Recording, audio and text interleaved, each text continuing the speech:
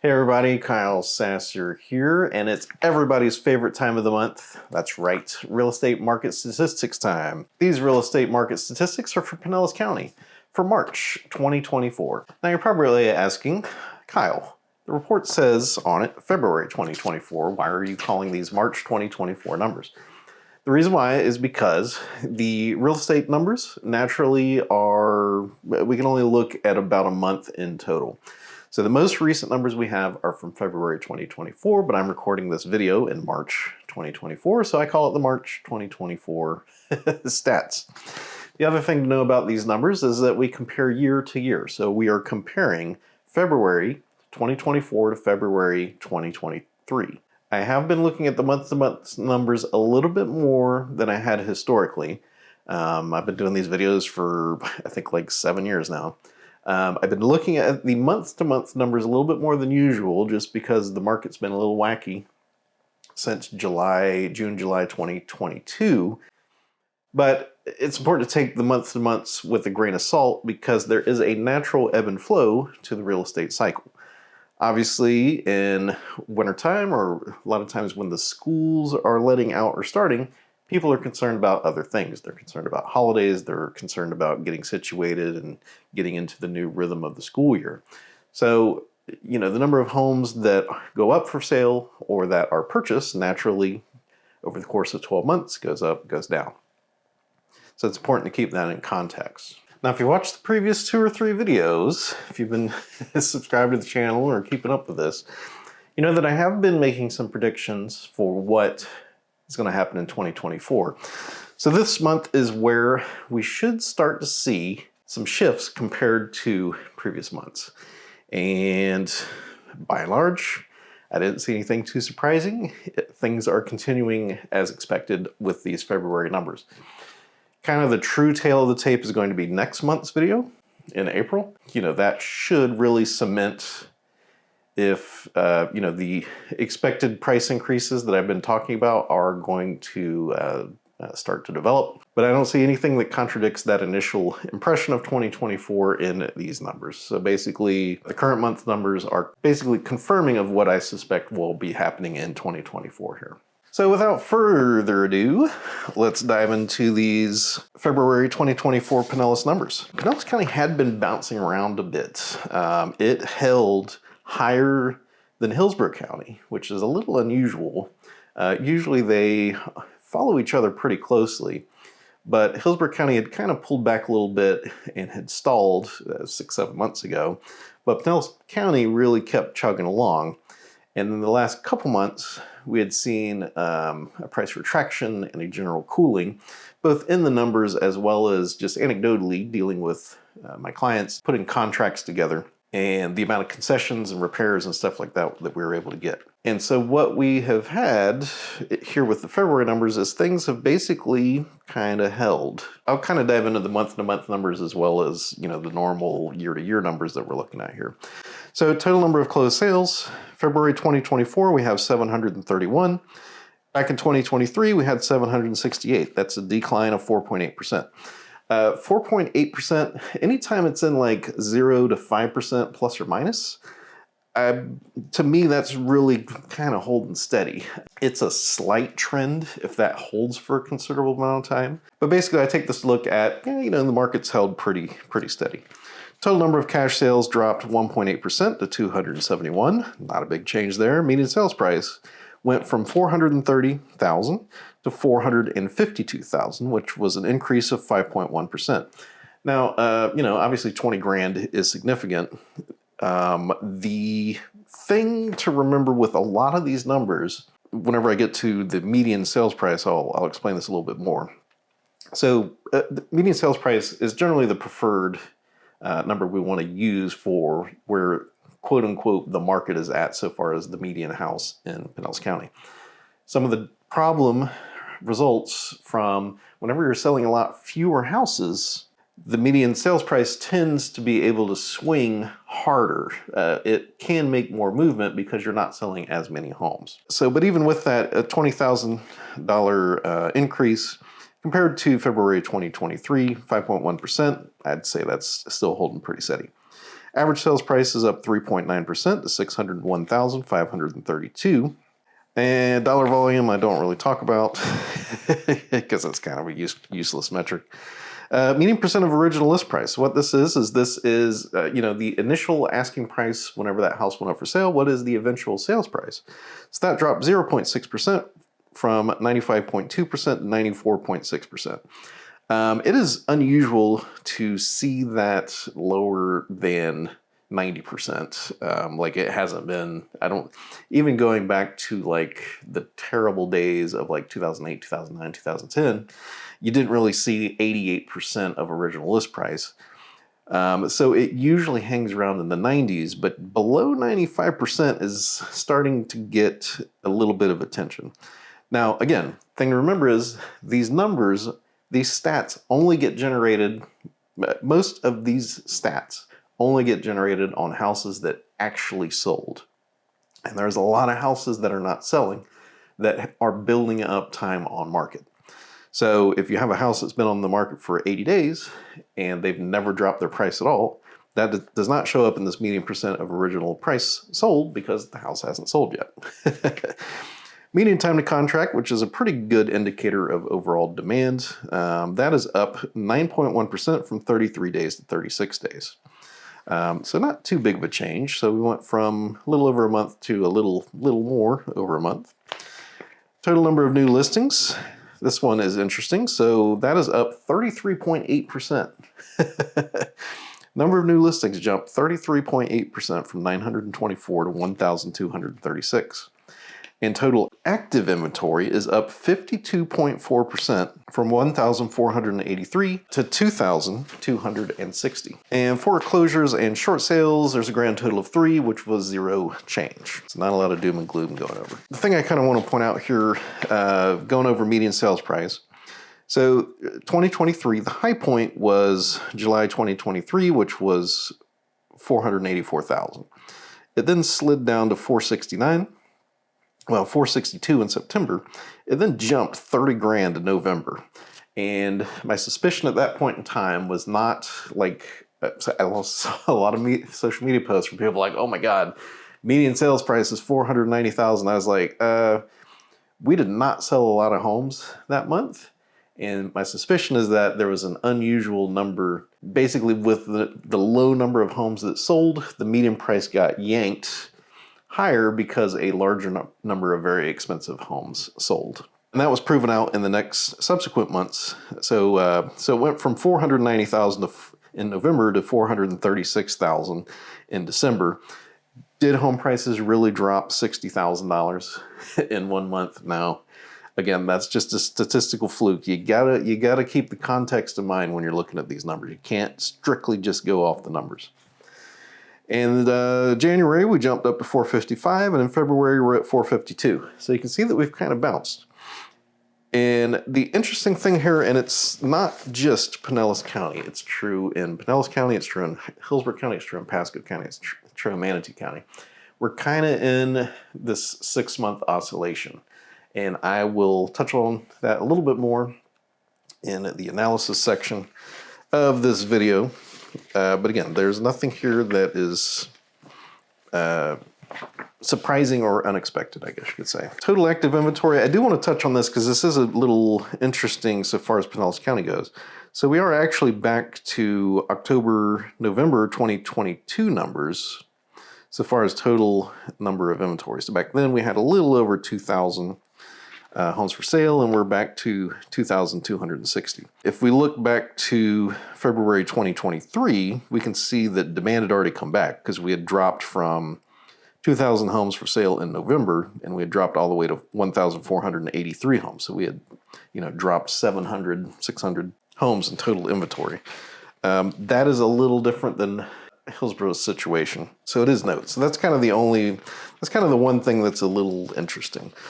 Normally, Pinellas County does have higher demand than Hillsborough County. Our median time to contract, again, is also back to the winter 2023 numbers.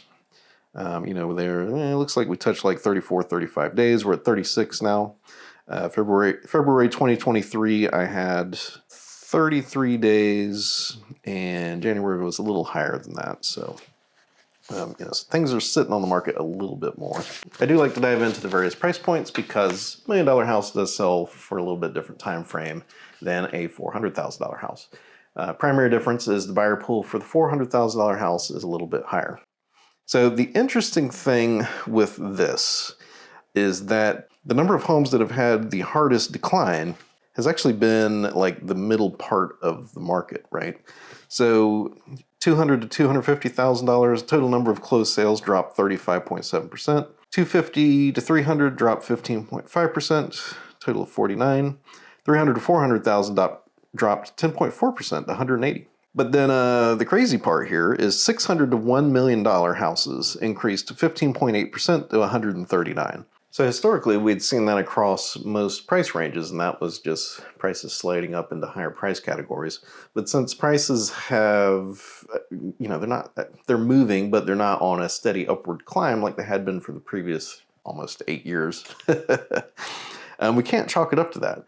So that looks to be just that there's more $600,000 to $1 million homes selling, which is interesting. And that does have an impact on that median sales price. It tends to pull it a little higher. And in the case of median time to contract, we do have a pretty clear line at $300,000 to $400,000. So under $300,000, things are sitting a lot shorter. They're not on the market for as long. So $200,000 to $250,000, that dropped 77.3%, total of 10 days. $250,000 to $300,000 dropped 42.2% to 26. But then at $300,000 to $400,000, that went up 20.7% to 35 days. $400,000 to $600,000 went up 26.7% to 38. And that continues through. $1 million or more was up 77.8%, total of 64 days. And again, remember, these stats only get counted when something actually sells. So those numbers, if we were to kind of look at the overall total market, those numbers would be considerably higher because there's a lot of homes that are not selling. Total number of new listings, a little bit of good news here. So basically, we're listing more homes than we were last year. Compared to overall history, we're not listing as many, but compared to last year, we're actually listing more homes. So $250,000 to $300,000 was up 6.6%, total of 65 homes. $300,000 to $400,000 was up 9.1% to 239. $400,000 to $600,000 was up 44.6%, total of 402. And $600,000 to $1 million was up 39.5%, total of 247. Now, total inventory, which is basically we take a snapshot of the market on the last day of the month and we break it out by price category, see how many homes are for sale in each price. There's really not much below 200,000. There's a total of 7. Which is a 46.2% decrease. $200,000 to $250,000 dropped 54.5%, total of 10. $250,000 to $300,000 held relatively steady, only a 1.5% increase, total of 68. $300,000 to $400,000 went up 26.6%, total of 338. $400,000 to $600,000 went up 69.5%, total of 683. $600,000 to $1 million went up 68.4% to 527, and $1 million or more, there's 57.5% more homes, total of 627. So those are the Pinellas County statistics for March 2024. So if you remember back to your math class there, average and median, or mean median mode, whatever you want to call it. So averages, you take, let's say, 5 houses, you add up the sales price of all those houses. That gives you the average of those 5 sales. Median is a little bit different. Median, we're trying to figure out where the more of the true midpoint is. And so what median is that is the point at which there is an equal number of homes that sold for more as there were that sold for less. So it does tend to not swing as hard as averages. And the reason why is because averages can be pulled pretty easily if there was a large number of very expensive or very inexpensive homes sold, or even if you just had like one crazy exceptional property that sold for $40 million, that will pull the average a lot more than the median at least. Now, the other downside is since our total number of transactions is a lot lower than it has been historically, both our average and our median has been bouncing around more than it usually does. And so you do have to kind of keep that in mind as you're looking at these numbers and comparing them to previous years. Just there's going to be a little bit more volatility because we're only selling, 60%, 70% of the number of homes that we do normally. So let's dive a little bit into what all this means. What is going on with the real estate market? Well, if you've been watching for the last few months, you know that we have had a little bit of a slide for the last 6 months, and you know that I've been talking about oscillations. As far as I can tell, we've been having like a 6-month back and forth, and it swings with demand. It seems to be coinciding with just the year. So wintertime, things are a little bit slower. Demand drops, we build up a little bit of inventory. Springtime, people start thinking about buying homes again. The buyers come back, they buy through the little bit of inventory that we have built up, and then the number of homes available for sale shrink, and then prices climb again. So yes, we did list more homes than sold last month, but it was not by a necessarily overwhelming margin. And so we're not listing thousands of homes, but only selling. It's very close to the tipping point, and so that's why any little shift in demand for more than a month or two, and you start seeing prices going up, or then after 3 or 4 months, you start seeing prices go down. So, and again, this looks like almost a exact setup like 2023 was. Which we didn't really know what 2023 was going to do because, it was new territory. Before that, the price had basically been a steady increase year over year for seemingly 8 or 9 years. And then 2023 was the first time where we really had like a 6-month stretch where prices retracted.